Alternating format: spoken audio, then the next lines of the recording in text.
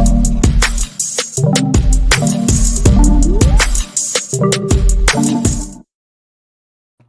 everyone. Welcome to our market update. My name is Vinnie. This guy over here. Hi, everybody. Jared Kravitz. All right, Jared, let's get into the nitty gritty. How are rates looking right now? Oh, man. That's the best part of the day, going over rates right now. As everybody, I think, knows, they suck. Rates are high right now. They have been going up and up and up, especially the last month. We hit 20-year highs, which is wild. Conventional loans hit 7%, and they dropped a little bit the past day and a half, couple days. We're at like 6.875, 6.75%. Jumbo loans looking at high fives, 5.875, 6%. FHA, VA are right around 6.5%. So they are up. Now, are you one of those lenders that says, well, if you look over the whole 30 years, this is actually historically still good rates? I have not said that for a long time. Prices are just too high to make that comparison. I mean, that's the reality. It sounds like a lender tell me that just a couple days ago when it was where we are right now in the 6s, 7s. Like they told me, historically, if you look at it, we're still really good. I'm like, wow. Yeah.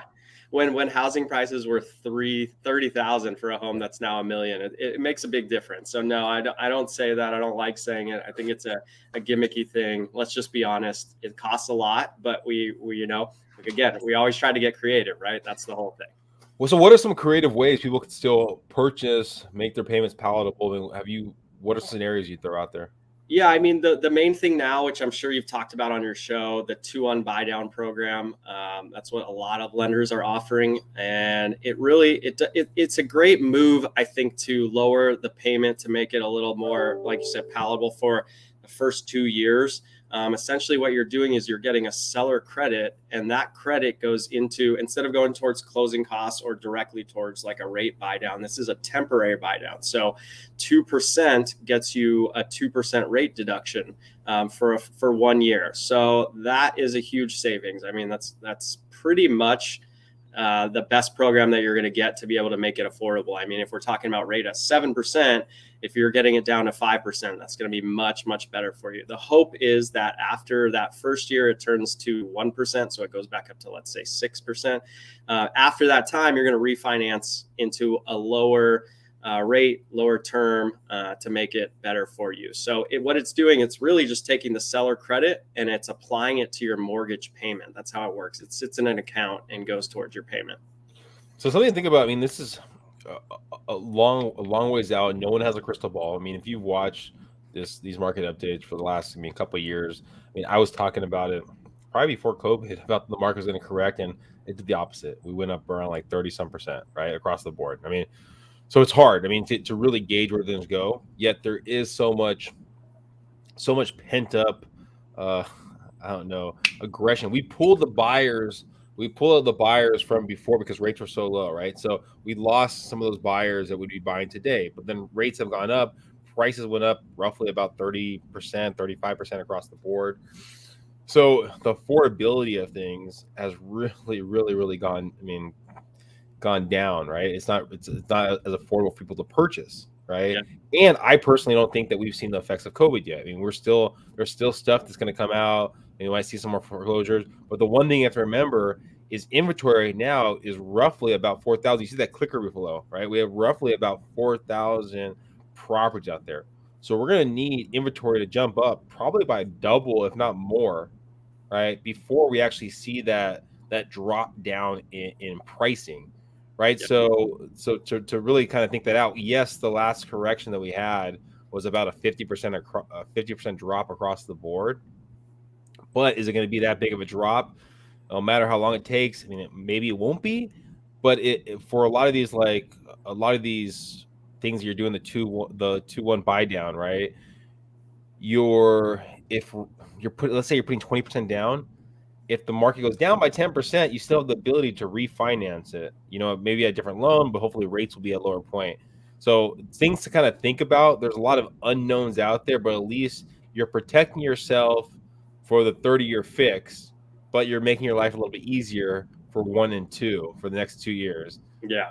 To give you a little comfort. and then we'll see what happens there. So, but also you should really look at, even though you're making yourself comfortable for the next 2 years, I would say make sure you feel you're doable at the loan for 3 years out.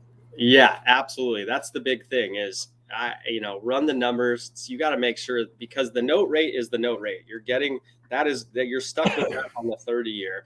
The 2 years, it's temporary. You got to make sure, or save as much as you can during that time.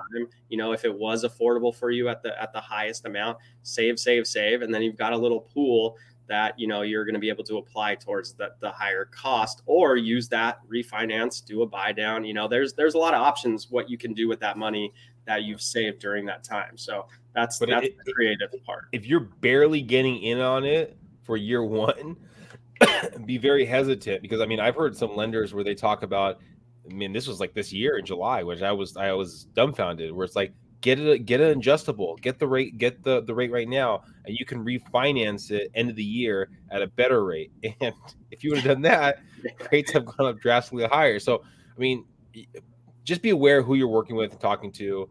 If you are barely getting through with with a buy down right now, a 2-1 buy down, maybe you might want to look at other properties or a lower price point. Yeah, absolutely. And that's our job, working together as real estate and lender, to make sure we're looking at the right price range to have it be affordable long term, not just in the first 2 years.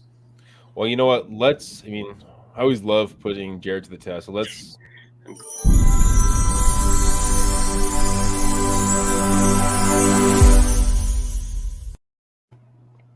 You know how it's done. Really simple, really easy. First off, we're going to play along with Jared to see how close you were. And then you're going to have the ability to win, for the listeners out there. $50 for your chance to win. Okay, so the first one is the question that we're going to put Jared to the test. This is not for you out there in the listener world. This is for Jared. How much is the most expensive detached property sell in Rancho Bernardo so far this year? Oof. Most expensive. Let's do 22.1 million. 22 million. He's going for 22 million.